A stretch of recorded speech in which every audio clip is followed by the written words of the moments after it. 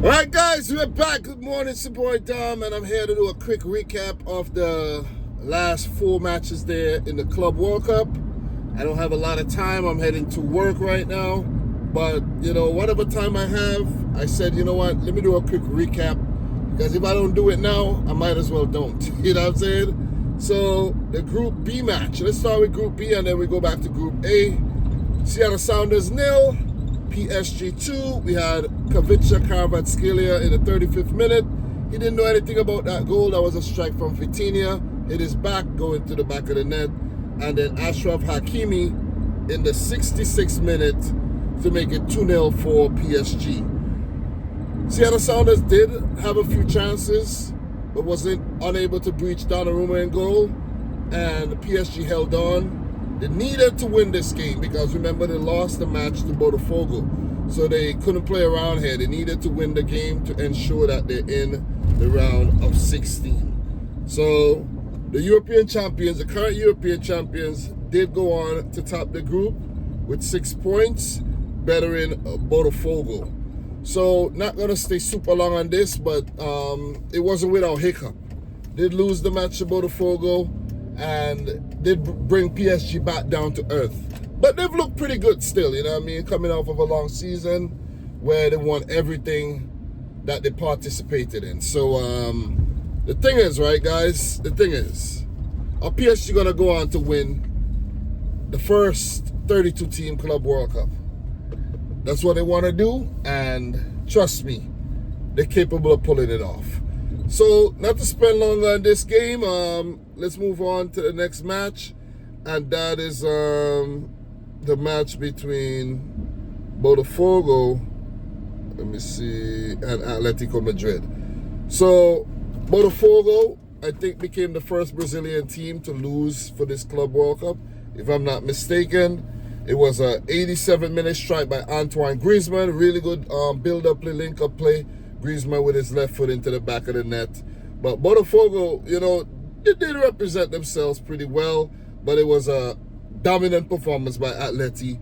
Seeing that they were on the back foot, they needed to win. They needed to win the match, by a bigger margin in order to even give themselves a chance to go into the round of 16 here. So they did end up with 6 points, same as Botafogo, same as PSG. But because all the teams beat each other, goal difference came down. It came down to goal difference, and Atletico Madrid had the inferior goal difference of all the teams. Let me get some more light up in here. So in terms of the stats for this game, guys, 24 shots for Atleti, 5 on target, 62% of the ball. They were dominant. Botafogo had 7 chances, 3 on target. I think, remember, Oblak had to come up with a big save.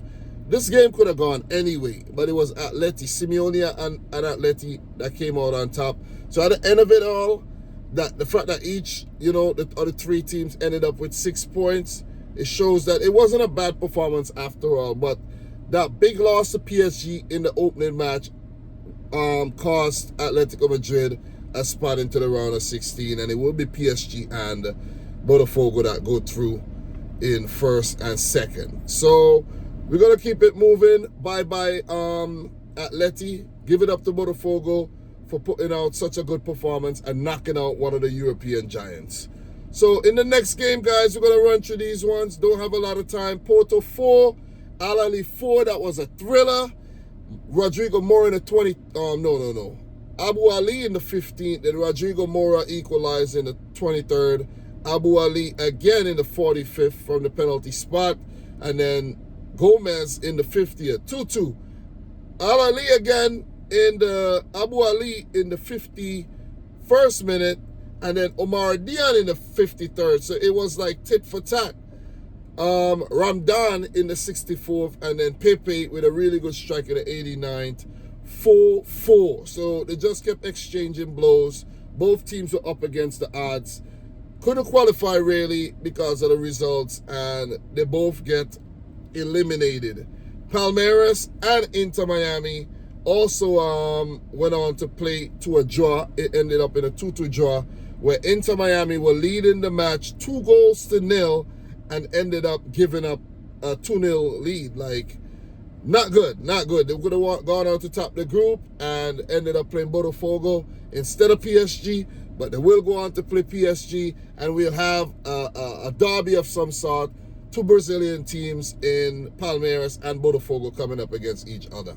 Allende in the 16th minute, well done by Suarez from a counter attack. Suarez again in the 65th minute, what a finish.